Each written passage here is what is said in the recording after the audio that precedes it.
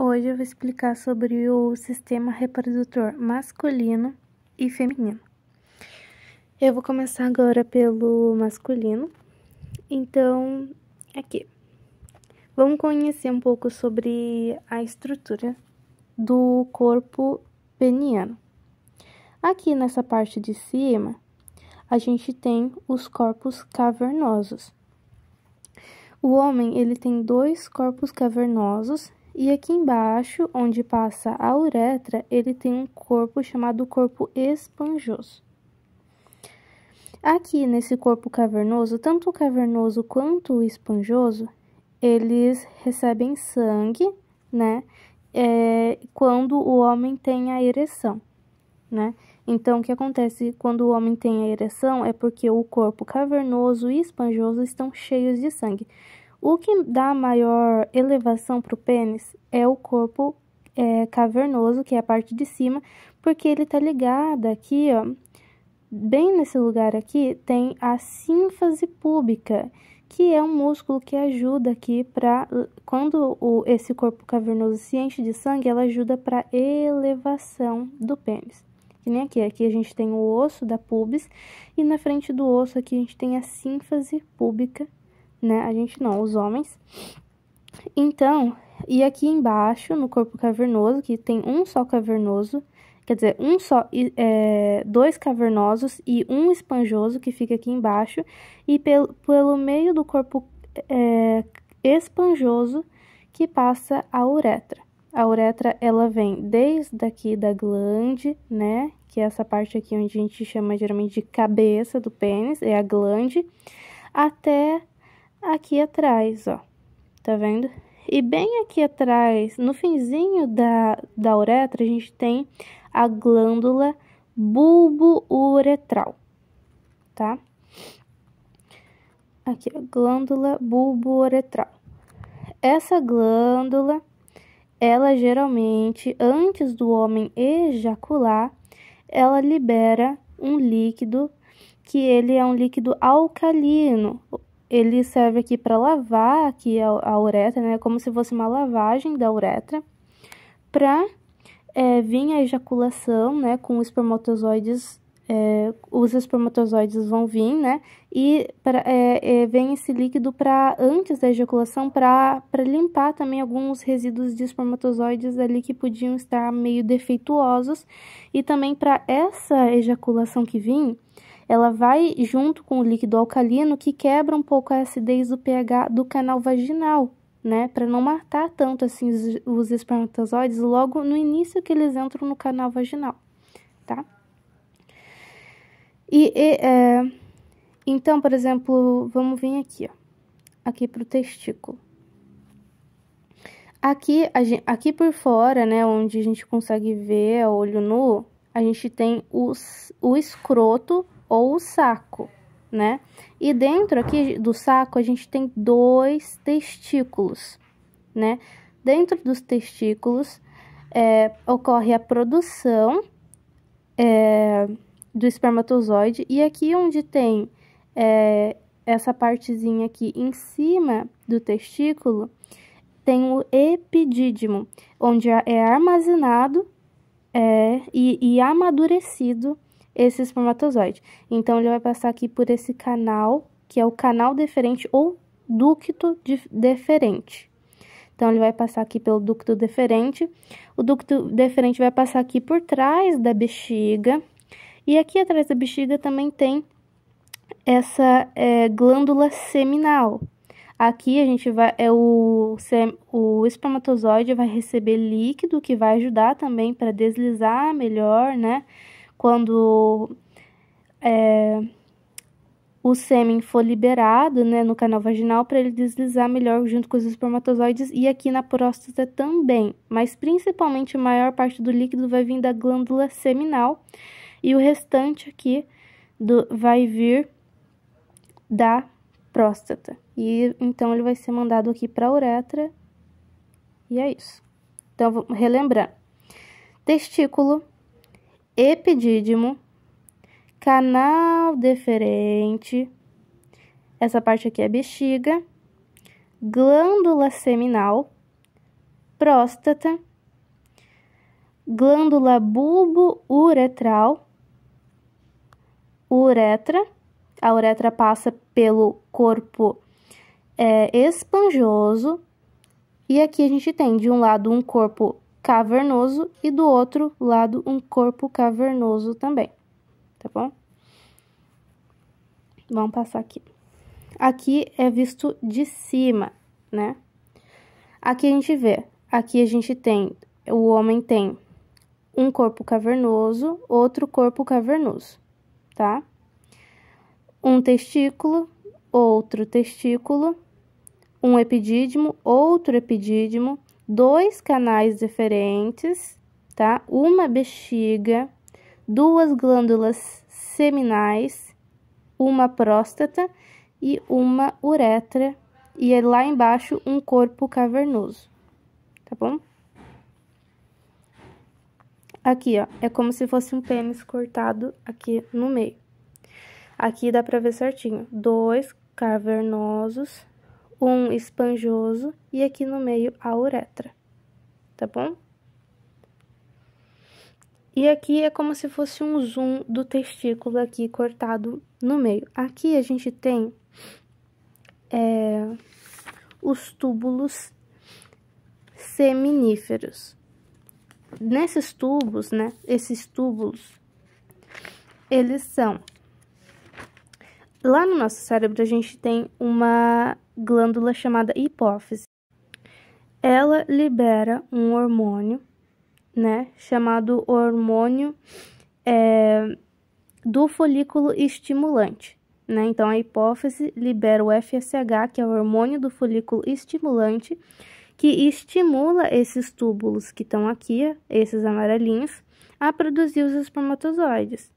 Depois que produz os espermatozoides, eles vão vir aqui para o epidídimo, onde eles vão ficar armazenados até eles ficarem amadurecidos, né? Outro hormônio que é liberado pela hipófise é o LH, que é o hormônio luteinizante. O hormônio luteinizante, ele estimula as células de Leydig, que produz a testosterona, que dá os segundos caracteres sexuais dos homens, tá? Oi, agora eu vou explicar sobre o sistema reprodutor feminino. Aqui a gente tem a parte da vulva. Tudo que vocês estão vendo aqui é a vulva, tá? A vulva, ela é formada aqui pelo monte púbico, né, aqui em cima, onde tem o ossinho púbico, pelo clitóris, aqui, ó, que tá aqui o clitóris, o ósteo da uretra, ósteo da vagina, ou seja, ósteo é a entrada aqui da uretra e aqui da vagina, grandes lábios, que estão aqui pelo lado de fora, e os pequenos lábios, que estão aqui pelo lado de dentro, tá?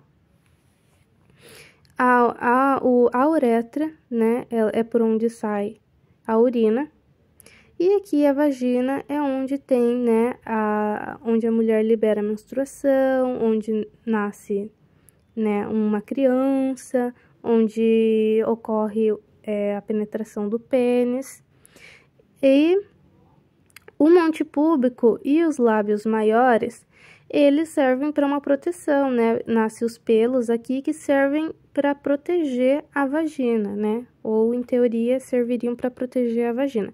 E os pequenos lábios seriam para segurar, né?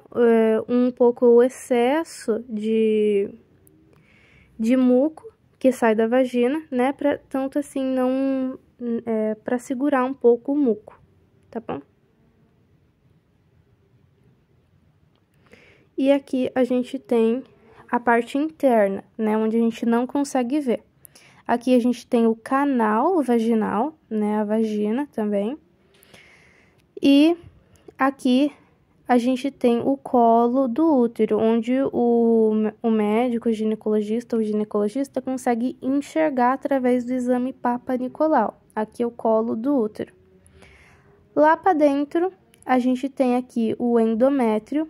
Endo é sempre parte de dentro. Então, e o métrio, a gente está se referindo ao útero. Então, aqui a gente tem a camada do endométrio, né?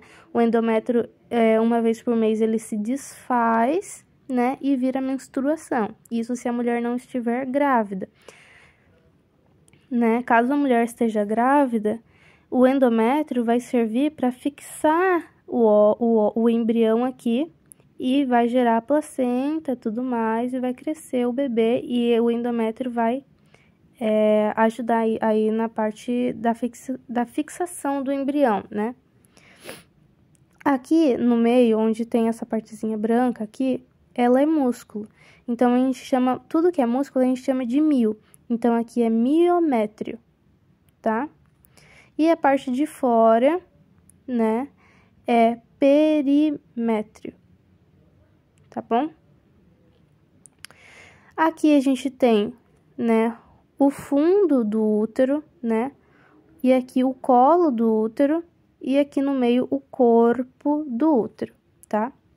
Aqui dos dois lados a gente tem as trompas uterinas, tá?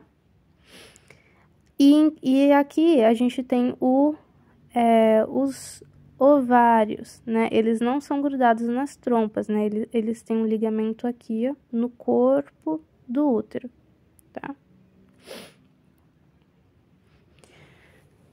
O que eu vou explicar agora? Deixa eu explicar aqui, ó. Quando uma mulher, ela menstrua, o que acontece? Aqui o corpo do útero se enche aqui pela camada aqui do endométrio, né? O endométrio é formado. O folículo aqui, ó, que é o ovário, o óvulo, ele é liberado lá na ovulação. E como ele não teve, nesse caso, uma fecundação, né? O óvulo não veio nenhum espermatozoide para cá e o óvulo não foi fecundado, então vai ocorrer a descamação do endométrio e vai ocorrer a menstruação, tá?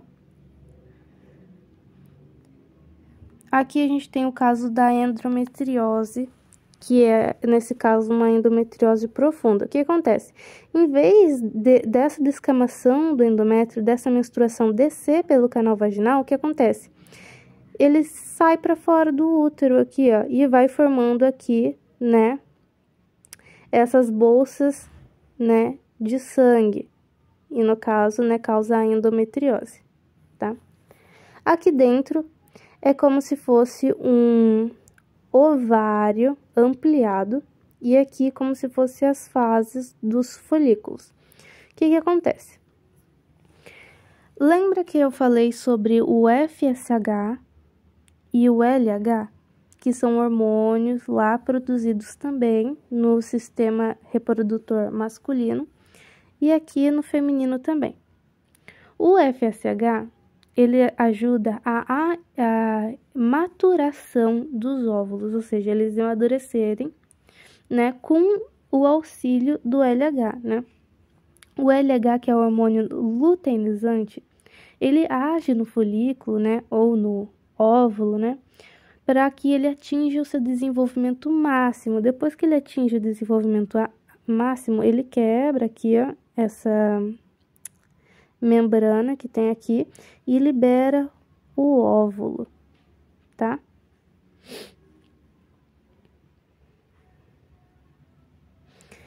O espermatozoide, quando ele vem, ele passa aqui, ó. Ele passa pela vagina, entra aqui pelo colo do útero, vem aqui para a parte interna da vagina, né, pelo corpo do útero e vai para uma das duas trompas. Só uma das trompas ela vai liberar o óvulo, tá? Geralmente uma vez, né, nessa, outra vez nessa, uma vez nessa, outra vez nessa, tá? Daí supomos que nessa trompa, nesse ovário aqui, ó, que foi liberado um óvulo. E esse óvulo tá ali prontinho, né, amadurecido. E então o espermatozoide vem para cá e encontra aqui na trompa o óvulo. O que acontece? O espermatozoide vai vir, vai entrar aqui no óvulo e ele vai passar aqui o material genético, a informação genética, né, para esse óvulo, né, e a carcaça dele vai ficar ali para fora. E então esse óvulo ele vai descer lá para o endométrio, para aquela camada que foi feita aqui para aconchegar, né, para abrigar esse embrião. E aqui nesse caso o embrião aqui tá fixado já e tá até formando aqui uma placenta, né? Nesse caso o saco aminoático. Última coisa aqui que eu esqueci de falar sobre o clitóris. O clitóris, ele não é só aquela partezinha ali que a gente vê na vulva. O clitóris também tem toda uma extensão por trás. Então, aqui é a simulação de uma vagina aqui que tá... de uma vulva aqui que tá aberta, né? Então, aqui tem o clitóris, onde a gente pode ver, assim, a olho nu. E ele tem a continuação aqui do corpo do clitóris, né? E aqui embaixo a gente tem o búbulo do vestíbulo, tá? Esse búbulo do vestíbulo ajuda na excitação, né? Quando tem a penetração aqui. Estimula essa parte e também pode... a mulher pode sentir uma excitação. E lá atrás, né? Mais profundinho, tem essa glândula aqui, que é a glândula vestibular maior, que ela produz muco aqui para lubrificação da nossa vagina, tá bom?